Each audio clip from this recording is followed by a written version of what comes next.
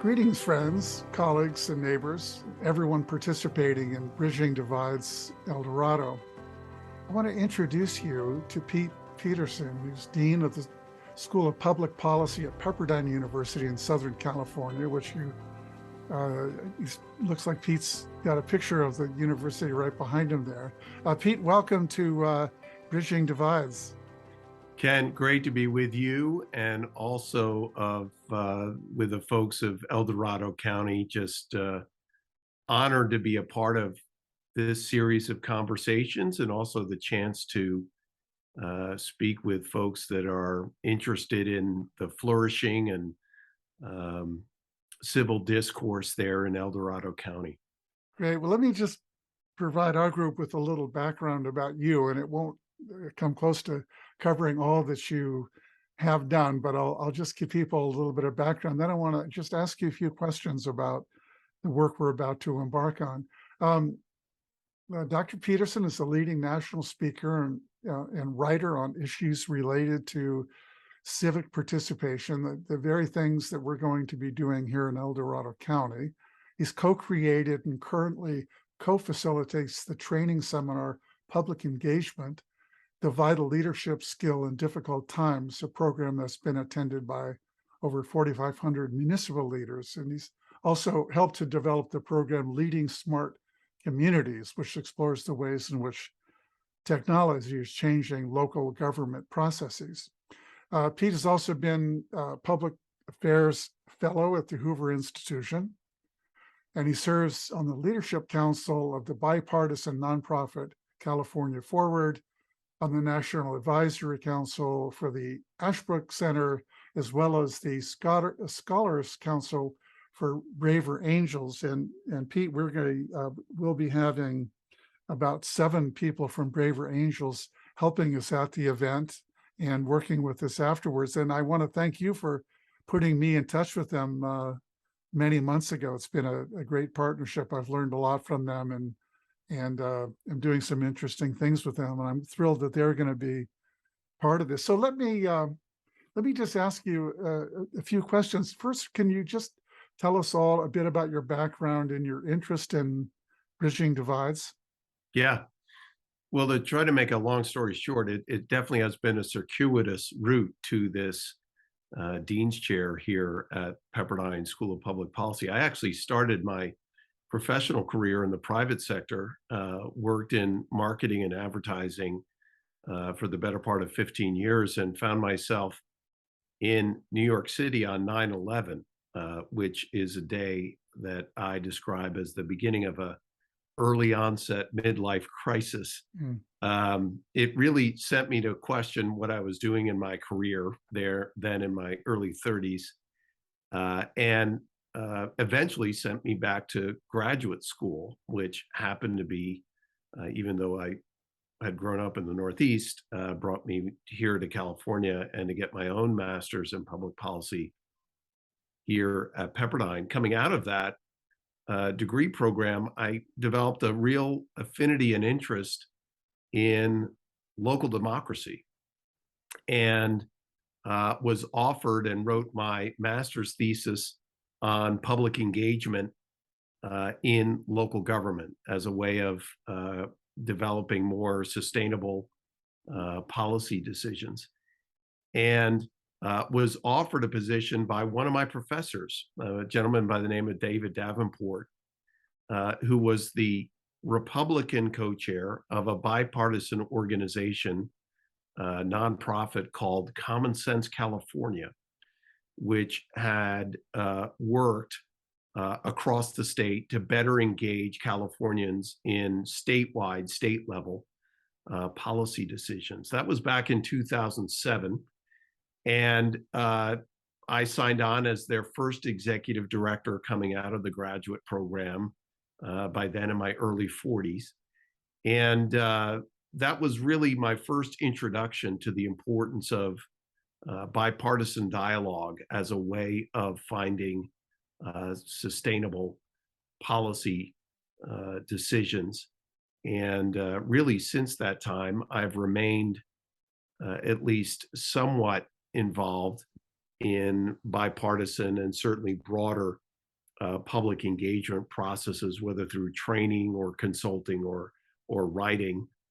Ever since then, my run for office as Secretary of State back in 2014, I had dubbed the opportunity to be California's first Chief Engagement Officer.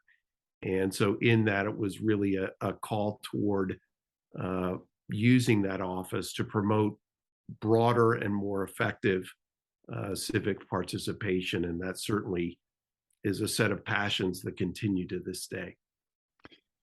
Thanks for the background. Interesting to see the path that brought you to the work that you've been doing now. I want to ask you about your thoughts about how communities like ours and like so many across the country today have become so polarized, and what the consequences are uh, for all of us personally, for our relationships, and for the organizations we work for when Mm. we feel this and experience this polarization. Well, first let me just say that if we're not able to work out these issues at the local level, I actually don't have much hope for the nation. I have long thought, and this belief has only been um, concentrated in these last couple of years, that the broader issues that we think about, the national polarization, is only going to be tempered, if not resolved, at the local level. Um, I've been at this work now for over a dozen years, working with communities on often polarizing issues. But there are two parts of this that I think are important, um, and things that I've learned over the course of the last dozen years or so. One is that local issues present opportunities for people who otherwise would vote very differently at the top of a national election ticket to work together.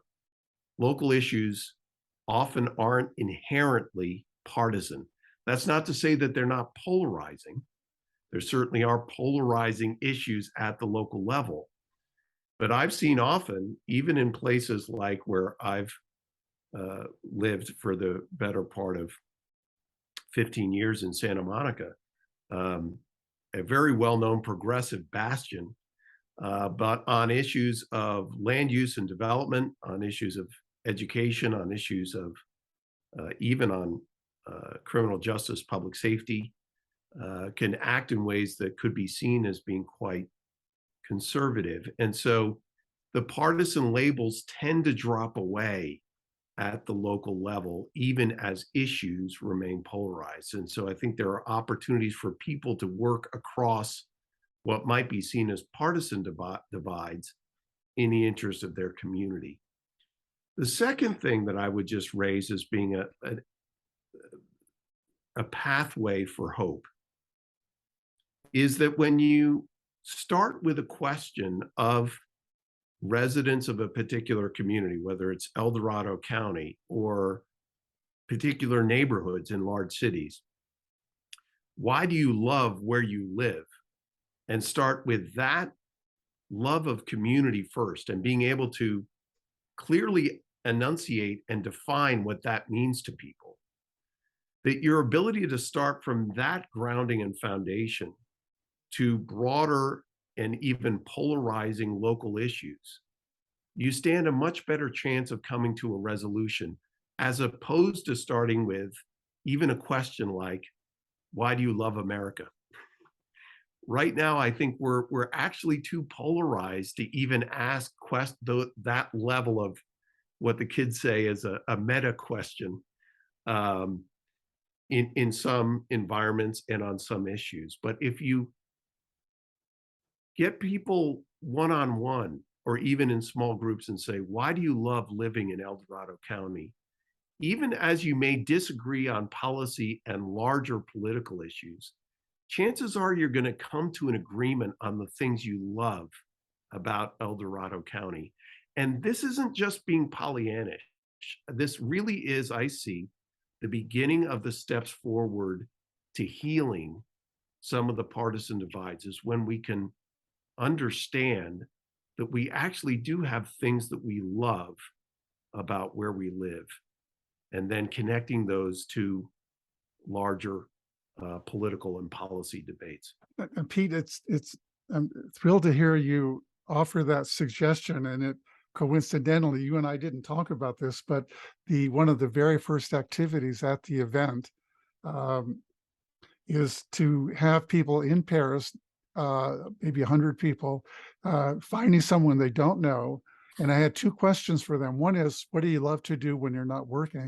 And Yeah, the second one is, what do you love about living in El Dorado County? It's yeah. precisely the question. And it's not just a simple icebreaker. It's much more than that. It's about finding some common ground and discovering that the things that most of us like about living where we do, we have in common. And if we don't have them in common, we're intrigued to know, I never knew that about the county, or now I know that about you. You know, it's so true. And we make this a central part of the consulting work that we do with cities when we're brought in to facilitate conversations about very polarizing issues. I'm Mhm. talking, they can range from uh, land use issues, housing, homelessness, certainly public safety. That if you start with the issue first, you're automatically bringing the angst and often polarization that surrounds that issue. Mhm. But if you start with what we love about the community first, then generally what we tend to see, and this again is over a dozen years of doing this work all over the state, is that whatever policy solution we come up with needs to be tied to the reasons why and preserving the reasons why we love where we live. And I think one of the things we've seen across the country, this isn't just a California issue or an El Dorado County issue, is that some of the reasons why we're seeing such polarization is a belief on the part of many that policymakers and politicians are not listening to their residents and are not identifying with what makes their particular communities unique and important. And so to your point, these aren't just simple questions. Um, they really are foundational to who we are as human beings. I mean, let's just cut to the chase here. We as human beings desire affiliation. We desire connection with one another, but also within the communities in which we live. Um, I'm looking over here at my bookshelf at the book by Bill Bishop, some might be familiar with, called The Big Sort. And in his book, he makes that argument that people are now beginning to really make decisions about where they live, not based on amenities or other natural connections or business interest. It's about political reasons. Mm. And in that, I think we're beginning to invert uh, the importance of the American experience, which is that we desire to live where we live for a whole variety of reasons, of which politics needs to be at the bottom of Mm. that list. And I think in that conversation that you're facilitating there in El Dorado County, we could come up with 99 reasons above politics why people love where they live there. And again, that needs to be the genesis, the beginning. Yes, you will get to those polarizing issues. This is not a way around that, but it is a matter of how we prioritize our political identities as opposed to, if you will, our community identities. Pete, let me ask you a question that's come up, and it's a real practical challenge that so many leaders in the community are facing here, and I suspect across the country.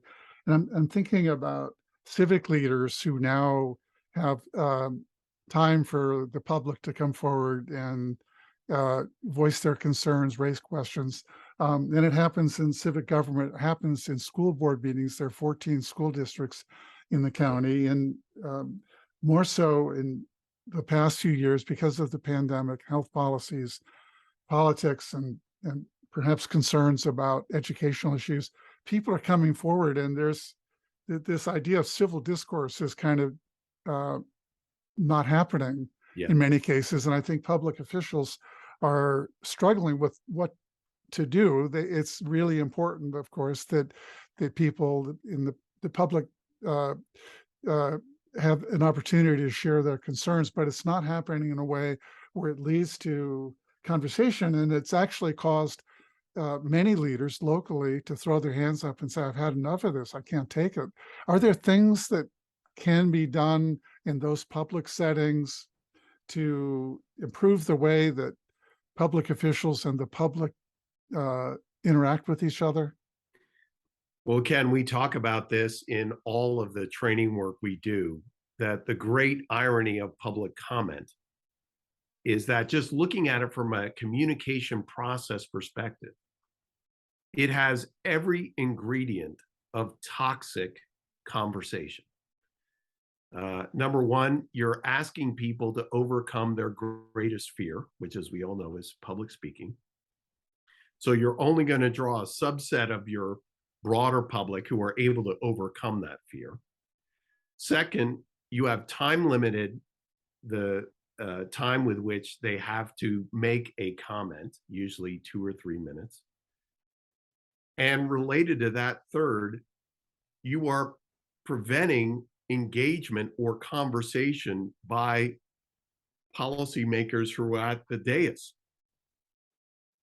We show video clips of what we call city council outtakes, but unfortunately, they're not outtakes. They're actual, real city council, uh, public comment sessions. And there's one in particular, and it's actually of a coastal city here in California, I will not name, in which the person spends their entire 3 minutes yelling at the person at the dais, I think it was the mayor, saying, "I'm still in my 3 minutes, Jim. Don't try to stop me. I'm still in my 3 minutes." And then ironically spends his entire 3 minutes saying, "I'm still in my 3 minutes," and never Never gets to got his to say point. what he wanted. That's right.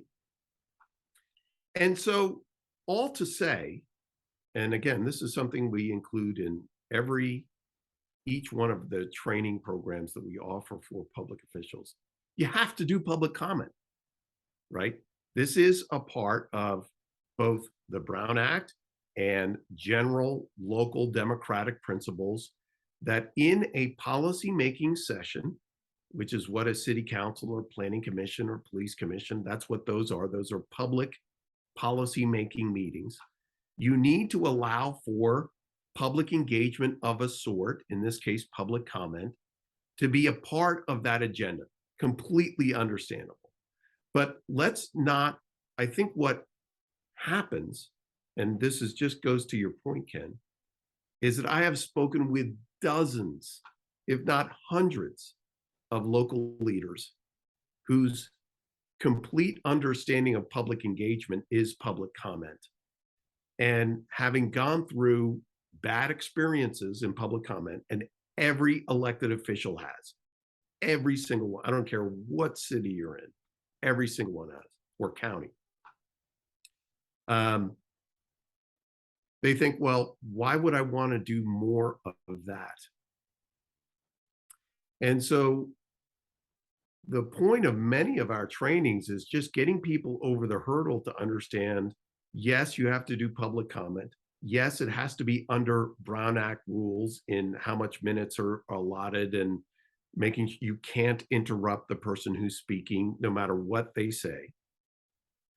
But if that is your only time for engaging residents in conversations about policy issues, then essentially what you've done is you've focused your only opportunity for the public to engage with you in a toxic conversational context. So what are some of the alternatives to that?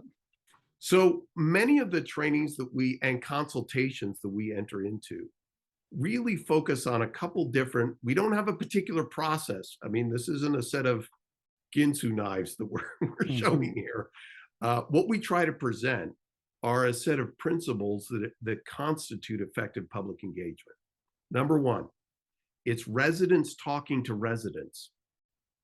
It's not just 1-on-5 or 1-on-7. It needs to be residents first getting to know one another. And so you need to establish and design your room to account for that. So we're talking about, and again, one of the great ironies of public engagement is that it happens in city council chambers often, that are perfectly designed to focus everyone's attention on the dais as opposed to engaging one with another. Mm, They're mostly set up like movie theaters, right? yeah. Where the intention of movie theater design is to take everyone's singular attention and focus it at one point. You need to take a step back and say, and we often do this in our consultations, the city council chambers are the last place you want to do this work. You want to do it in larger open spaces where you can set up square or round tables, focus on smaller group conversations. So, and that does a couple things. One is it is a way around everyone's greatest fear, right? So nobody's put on the spot, which actually encourages people who normally would not go to that microphone and say, if it's going to be around a group of 5 or 6 of my local residents, I'm going to express my opinions much more freely. So you're looking at conversations that are focused at the table level with residents and reporting out, right? You still want policymakers to hear. But at the same time, policymakers are only engaging maybe for a fifth, 20 minutes of a 3-hour session. They may be outlining the issues, but the focus of the conversation needs to be on the residents. And then what happens at those tables is that you have table moderators, self-selected or selected by the group, that are encouraging one another to engage and not dominate the conversations. Because invariably what happens is there are people that are perfectly happy to step up at public comment and hold forth for their 3 minutes. They've got the prepared statement that they're going to say. But again, this isn't very conversational. And at the same time, it doesn't let that resident know that even their opinion may conflict not with the council, but with their fellow residents. And so you want the information that the wisdom that is coming from your residents to be distilled out of conversations that are happening between residents. And so that really, I think, is the secret sauce of what you want to get to. Now, those pearls of wisdom that come out of those table level conversations that are reported out can then be reported back into a council or commission meeting. But what we often advise is those kinds of more public, participatory, inclusive processes run in parallel with your standard council or commission process. You know, Pete, it occurs to me that what you just described and the reasons for doing it and avoiding those situations that don't not only don't promote civil discourse, they promote the opposite, could be applied in so many different settings, like in faith-based communities where there's tensions and I suppose there are leaders in those in various faith-based communities who you want to listen to their parishioners, but they don't necessarily do what you're describing. And I certainly have a lot of personal experience in school board or in school and education settings where people get their allotted time, and it's just painful to sit through that, and you can't interrupt, as you say. But what you're describing is an alternative. I mean, you still have to do that, but the kinds of things you were describing could very well happen in educational settings, in faith-based organizations, in nonprofits, anywhere where people work together and are trying to achieve something, and there's some allegedly common mission, Yeah, and people could do the kinds of things you're talking about, right? it is. You know, one of the things I've heard was told to me by a gentleman by the name of Tim O'Donnell, longtime city manager of Brea, California, down here in Southern California. And I remember just getting started in the work I was doing, and Tim happened to be on the advisory council of that Common Sense California group, that nonprofit I mentioned before.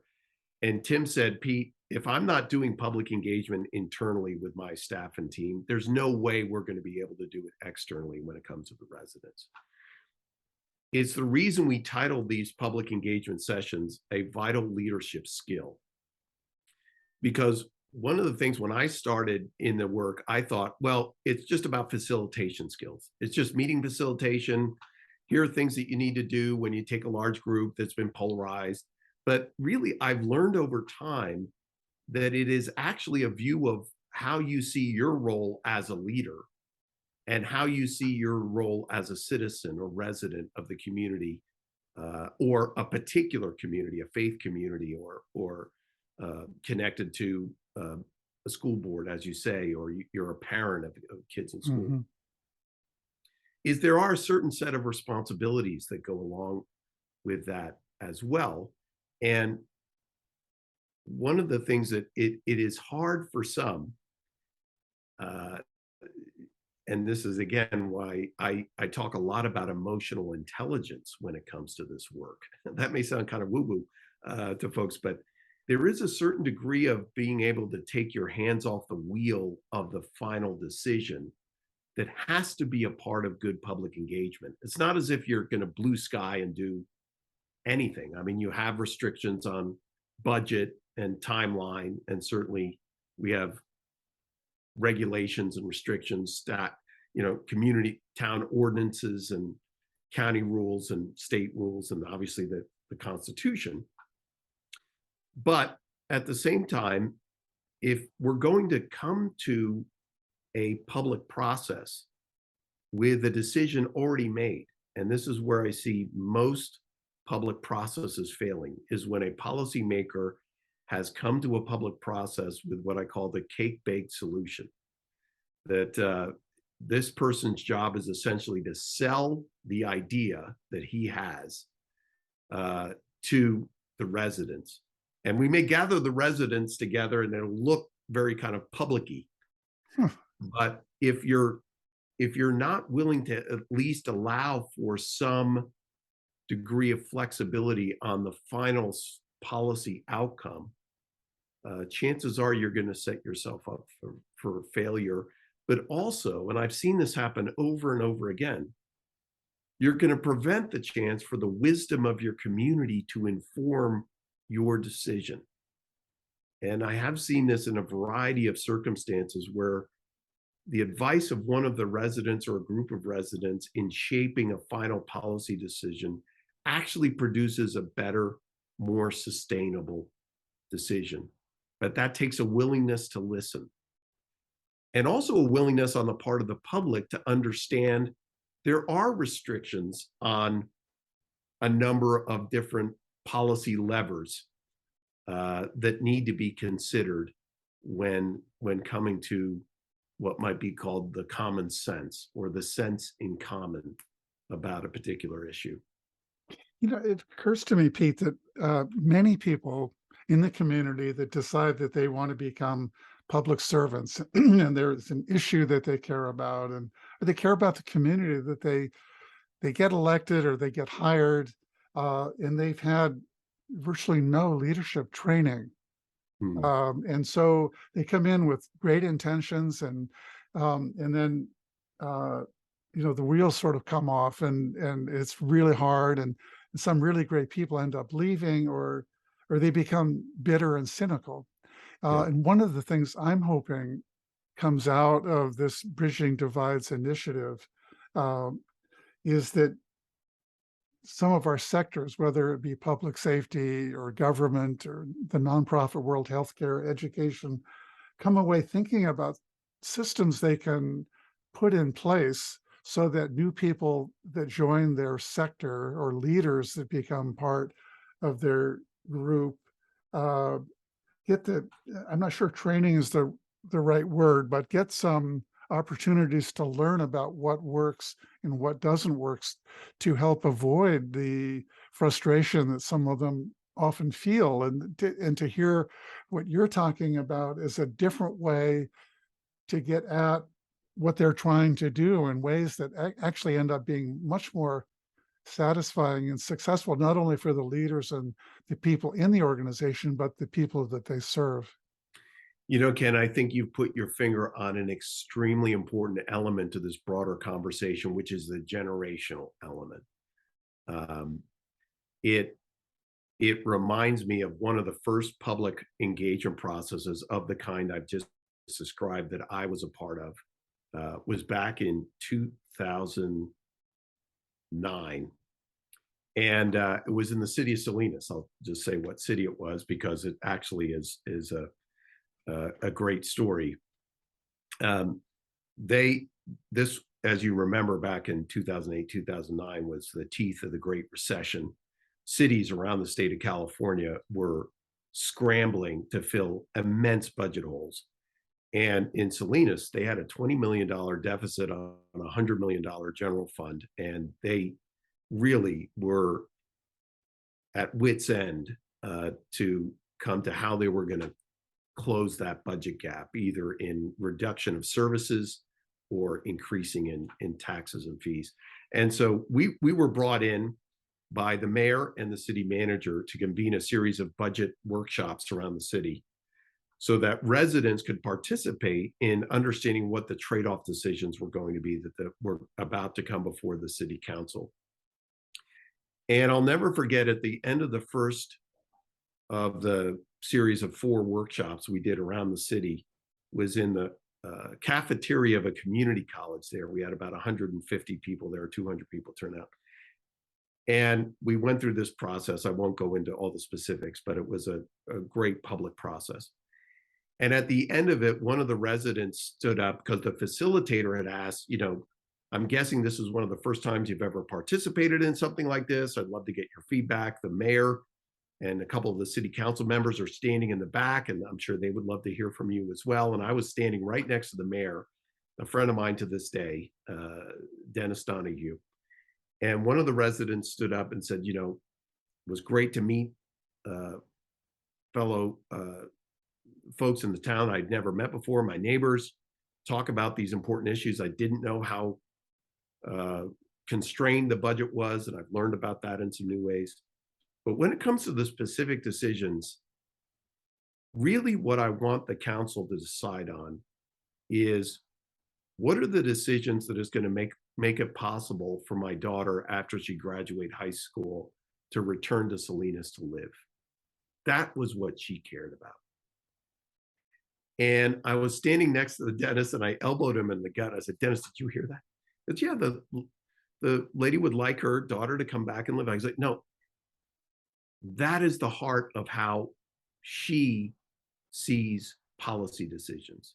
That every policy decision you make, as quantitative and technocratic as it might be, as you go through your budget, you're making decisions on different things, needs to be tied to, we want to make a Salinas that our kids can come back to live.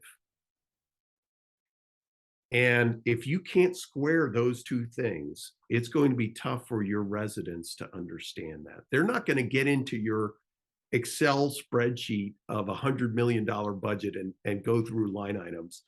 But if you can communicate the decisions you're making based on the fact that we care about the future of Salinas and we want that to be a place where our kids can come back to live. And of course, Ken, as I'm saying this, I'm sure the good people of El Dorado County want a county that their kids can come back and live. Right. And as much as policy decisions can get very kind of numbers focused and regulatory and all that kind of stuff, in the end, this is really what we all care about. We want to make decisions that will directly connect to sustaining a place where our kids and others can appreciate the same way that we do. Pete, you've been so generous with your time and your your thoughts. I think will be of great value to people here in the county. I just one last quick question. Just describe what are some of the potential benefits of really committing to this kind of work and thinking about uh, learning about depolarizing strategies and learning about civil discourse and the kinds of things that you're recommending. What good can come out of this? Well, again, in the end, this is all about, and just to be specific about it in this instance, this is about the future of El Dorado County. Um, One of the ways that I have come to understand citizenship is that it's really stewardship. We are we are given responsibility for overseeing the places in which we live for a certain period of time, but we are going to pass that baton on to somebody else. And so what's the El Dorado County of 50 or 100 years into the future going to be? And who's going to live there? And why are they going to live there? These are decisions that you're actually making right now. And those decisions can either be made inclusively or hierarchically. And in that, I think it's important that what we're passing on as stewards is not simply the policies that are going to define what El Dorado County is, but the processes by which, this is a very important point. I've been in places where I know that there has been a history of good participation and great civic engagement. And there's a certain degree of what I can only call civic health that is there. And these could be very low household income communities, right? But there is a degree of civic trust and participation that when somebody moves in to the community, they understand this is part of the deal here. You're going to live in this county. This is going to be about participating and actually getting your hands dirty Mhm. in setting what the future of the community is going to be. And so that to me is the biggest and most important outcome, is not just defining the future, but how we define it together. Well, Pete, I want to thank you so much for your words of encouragement and the wisdom that you've shared from having done this work for a long time. And we will keep you posted on our progress. And I'm hoping that we have some terrific stories to share along the way, right after the event and 12 months after and a couple of years later, because it's going to take time. It's going to take a commitment from residents and leaders in the county over time. And I'm really optimistic that we can achieve some of the kinds of things that you're talking about, and El Dorado County will become even stronger and a more desirable place to live than it is now. And it's a pretty great place to be right now. So I'm excited. Thanks so much, Ken. I appreciate your leadership and all the folks at El Dorado County that are making time for these extremely important conversations. This really is about a time of thinking through how we set our future together. Yeah, sure is. Thanks so much, Pete.